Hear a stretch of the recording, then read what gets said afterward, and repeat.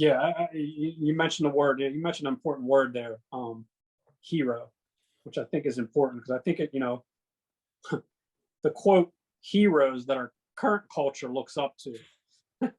I don't see how anybody could read, from the great thinkers and the heroes throughout history and be anything but ashamed for what we caught. I mean, what was it just a year or two ago? I think Cardi B was like woman of the year. Like those, like those are the, and those are heroes. But what's important, even more so, when it comes to this word hero, I wish more people understood what I call ordinary men. Maybe I could define a little bit more. I was just gonna say, I want to talk about it because you've brought that up a few times. So maybe if you want to define that. Yeah, and this is a main point of the book I'm working on here, is actually trying to get across to quote ordinary men. But it's important to distinguish that when I say ordinary man or ordinary men, I do not mean, that is not synonymous with mediocrity. Okay. Ordinary. So I give there's three examples. So it's important to understand that throughout history, the archetypal hero, which you get from reading the great literature throughout history, the archetypal hero has never manifested from anything but ordinary men. It takes ordinary men that are willing to become and can do extraordinary things. And I think not enough people realize that. We need to, like I said, the everyday plumbers, the carpenters, the sell, I sell signs for a living. I'm an ordinary man, but we need to let those people realize what they are capable of. And man, probably in our lifetime, this point in the history of our country and everything that we're going through, we are in desperate need of more ordinary men to step up in these heroic positions. So that's why I think this is so important. But let me give 3 examples. Well, can I say one thing before you do? Because the thing that I think is interesting about that is, and it goes back to this whole thing, me being a musician or, somebody being in whatever, and they see the end result of 20 plus years of practice and say, oh, you're really good. That's awesome. You must just be naturally talented. And it's like, that's hundreds and thousands of hours of practice that you get to see, the end product of.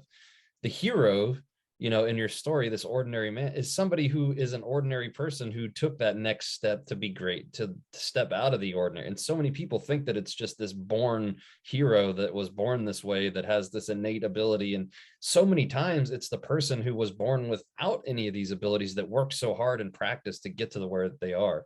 But I just wanted to say that for you. Bingo, you summed up my entire point there very well. And I give 3 specific examples of people, at different points of history to make the point. I'll start with one's just sort of a mythological folktale called it's called The Jolly Tailor That Could. Jordan Peterson writes about this in his book Maps of Meaning. And it's just the story of just an ordinary tailor. He dresses ordinary. He just fixes clothes. But what happens is in the story, there's a break in the sky rips open, and the rain just pours out of this rip in the sky, and the town is just becoming flooded, and it's everybody's going to die, the community's going to get ruined, and they need somebody to have the courage. They build this ladder that goes all the way up to the rip in the sky, and they need somebody who is courageous that can go up and sew and mend that rip in the sky. And it's the ordinary tailor that had that skill, but he had to be willing to be courageous when the time came to take the chance and risk his life to climb up that ladder. And he sews up that rip in the sky, and he saved the community. And that's such a great, and that's the power of literature, and you can get those same types of stories in religion, and in mythological stories. But for some people, that's why I say you can't just throw those out.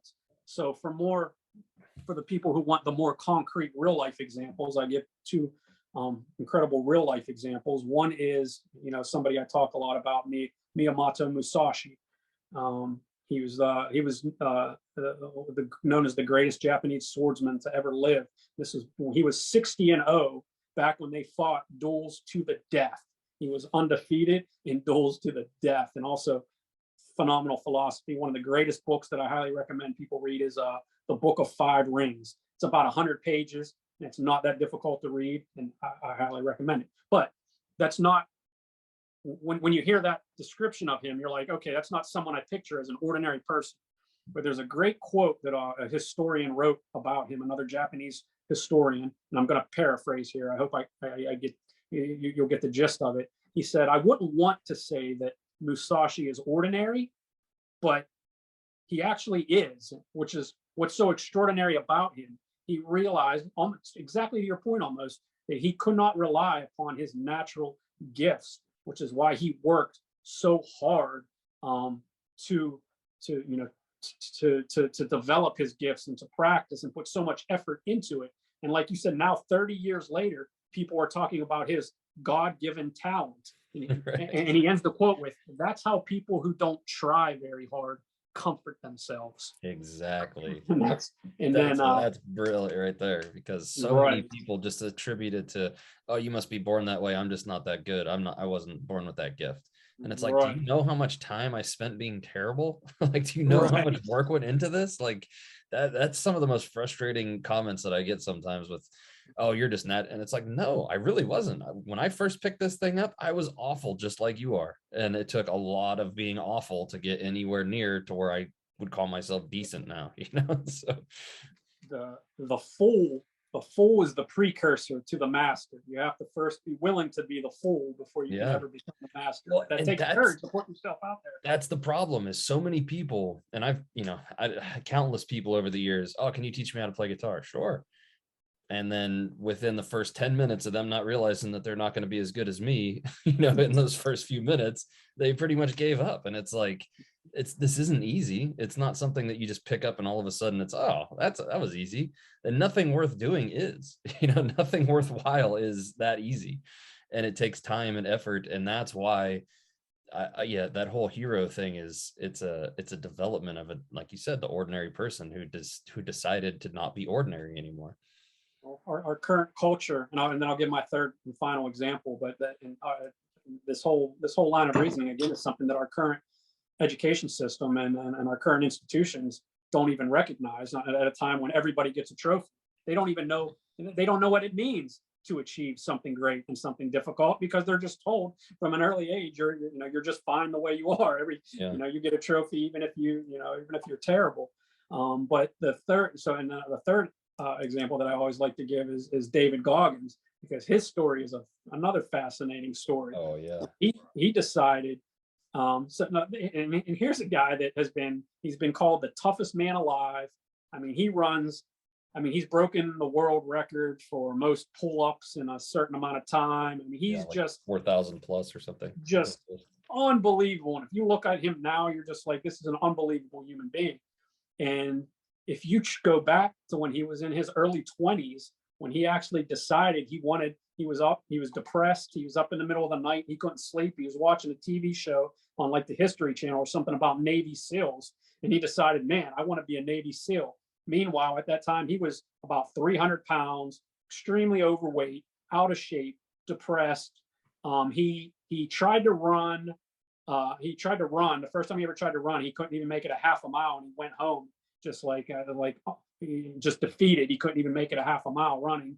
The first time he wasn't born, and he talks about all this in his book and in interviews. He wasn't intellectually very sharp. He actually failed. He had trouble passing the written exam for the Navy SEALs. So this was this isn't somebody that's like, oh yeah, this is going to make a great Navy SEAL. You're like, oh my God, this guy is a train wreck. Yeah, definitely not born a hero. And to boot, he was a horrible swimmer and was scared of the water.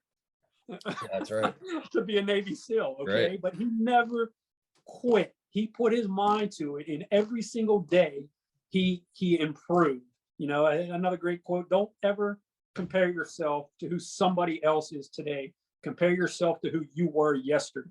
Yes. And as long as you're making those those instrumental improvements, and that guy from his early 20s, out of shape, 300 pounds, couldn't pass a written exam, was scared of the water, is now labeled the toughest man alive and was a hero Navy SEAL. Right. You know, and that is what ordinary men and what people need to be taught at a young age, what they are capable of. Yeah. And I think that's important. It's the mindset, right? It's the mindset of, do you want to be the victim or the hero? And that's really what it comes down to, is so many people just accept, well, my name is Smith and all Smiths are losers. So that is what it, you know, or, you know, what you've heard the same expression in how many different ways, or I'm just destined to be this, or I'm an idiot, or I'm too weak, or I'm this. And it's like, and, you know, I love the Henry Ford quote, whether you think you can or you think you can't, you're right.